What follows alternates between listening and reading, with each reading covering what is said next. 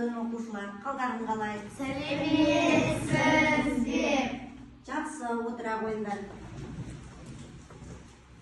Балалар, біз бүгінгі сабағымызды психологиялық ахуалды қалыптастыру мақсатында сендерге сағат берілді. Осы бойынша әр оқушылар бүгінгі психологиялық ахуалды қалыптастыру мақсатында психологиялық ахуал сендерді парталарында бір сағат таратылып тұр.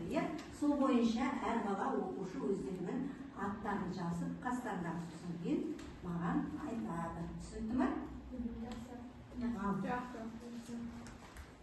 Бір минут беріледі. Тез-тез.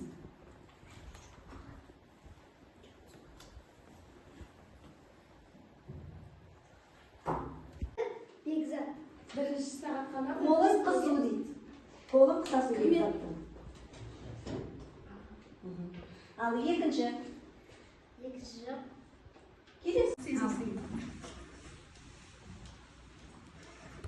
Ауылма сырқама аспауын ашып болсын сабағын беске. Ал енді оқушылар, жаңа сабағымызды бастамас бұрын топқа бөлініп алайық, асық арқылы.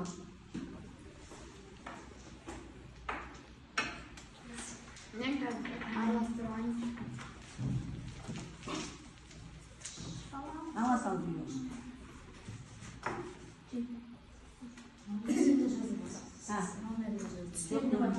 Қана түспен.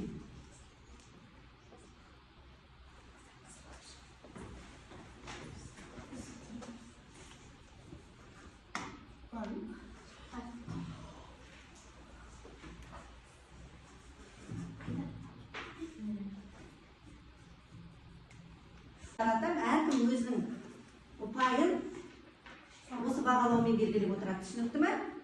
Әрбір балл бір балдан.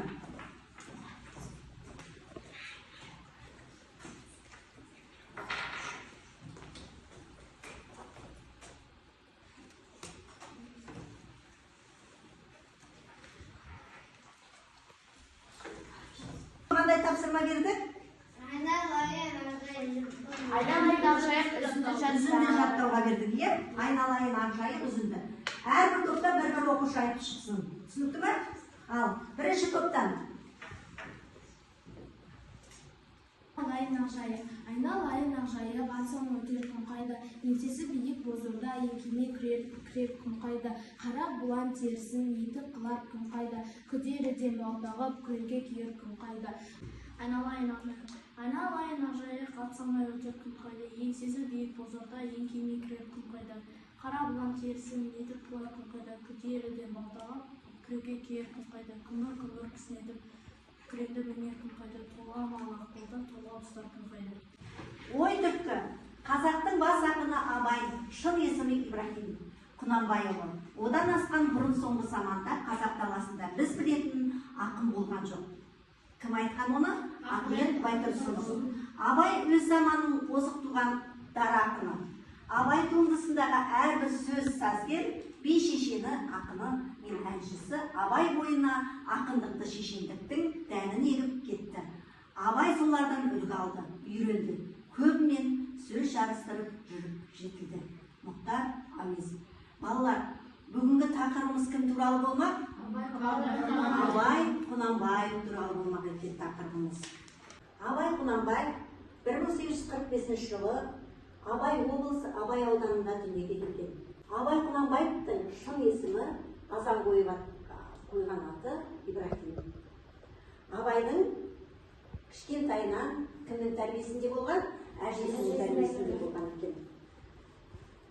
Әкесінің аты Құнанбай, атасы Өскенбай, руы арғатасы Ырғызбай болған екен балалар.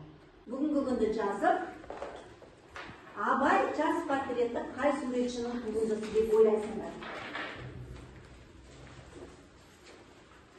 Бұрыннан не білесіңдер? Сол туралы постер құрайсыңдар. Суретшінің туындысы деп ойлайсыңдар? Әділхан Хастеев. Жақсы. Абай туралы бірінен не білесің? Абай ақын,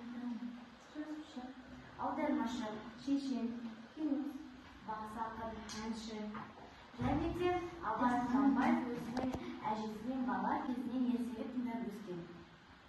Сендерге сұрақтарыма абай туралы екі тұлғаның сөздерінен қандай ой түйдіңдер деген сұрақ берілді, иә балалар? Енді осы бойынша қорғаңдар. Абай қазақтың бас ақыны. Кім айтқан оны? Кім айтты? Мұхтар Әуезов пен Ахмет Байтұрсынов. Жақсы. Абай Құнанбаев аудармашы, ұлы ақын. Абай Құнанбаев жазушы, сазгер, философ.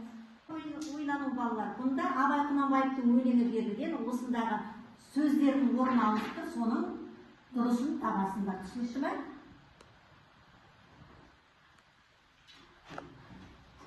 Бірінші топ. Ғылым тастай мақтан бар. Өте жақсы көріп байып келесі. Орын таппамақтан бар. Жақсы. Жақсы. Сезім айта ғой. Бұл. Адам болам десеңіз, Келесі Аружан. өсек өтірік мақтаншақ.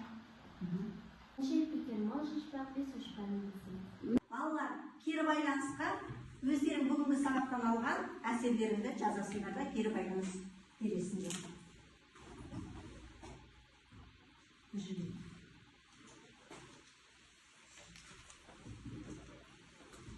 Не білдіңдер, не үйрендіңдер?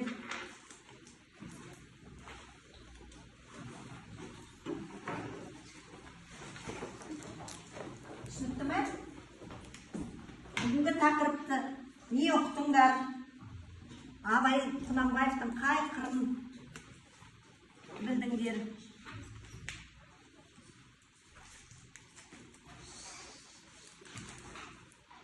Сабақтан Абай секілді шешен ақылды болуды үйрендім.